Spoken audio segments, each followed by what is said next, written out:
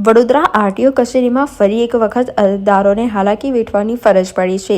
જીવાંશ net connectivity ખોરવાઈ જતા test track બંધ કરવામાં આવ્યો હતો। આશરે 230થી વધુ એપોઇન્ટમેન્ટને રીશેડ્યુલ કરવામાં આવી છે। આ સમસ્યાને પગલે અરજદારોને મેસેજ અને ફોન દ્વારા જાણ કરી દેવામાં આવી હતી। જોકે આ મેસેજ નહીં વાંચનાર અરજદારો કચેરીએ પહોંચતા ફોકટનો ફેરો થયો હતો। સમગ્ર ગુજરાત સહિત વડોદરામાં પણ પ્રાદેશિક વાહન વ્યવહારની કચેરીઓમાં છાસવારે સર્વરના ધાંધિયા સર્જાતા હોય છે, જેને કારણે અત્યારના કામકાજ છોડી લાયસન્સ ટ્રેક ટેસ્ટ સહિતની કામગીરી માટે આવતા અનેક લોકો મુશ્કેલીમાં મુકાતા હોય છે। ત્યારે ફરી એક વખત વડોદરા આરટીઓ કચેરીમાં નેટ કનેક્ટિવિટી ગતરોજ બપોર બાદ ખોરવાઈ જતી, જેથી બીજા દિવસે પણ યથાવત જોવા મળી હતી।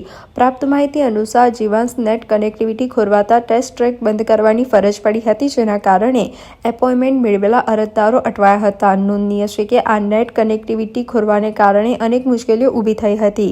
સર્વર ડાઉન થયા બાદ અરજદારોને આરટીઓ કચેરી દ્વારા મેસેજ અને કોલ મારફતે જાણ કરવામાં આવી હતી અને તેઓની સાથે તેમની એપોઇન્ટમેન્ટ પણ રીશેડ્યુલ કરવામાં આવી હતી। જ્યારે સર્વર કનેક્ટિવિટી શરૂ થતાં જ અરજદારોને ફરીથી જાણ કરવામાં આવશે। આરટીઓ જે.કે. પટેલે જણાવ્યું હતું કે કનેક્ટિવિટીમાં એરર આવી રહી છે। આ બાબતે અરજદારોને મેસેજ થ્રુ અને ફોનથી જાણકારી કરવામાં આવી છે, તેમજ તમામ એપોઇન્ટમેન્ટ કરી છે।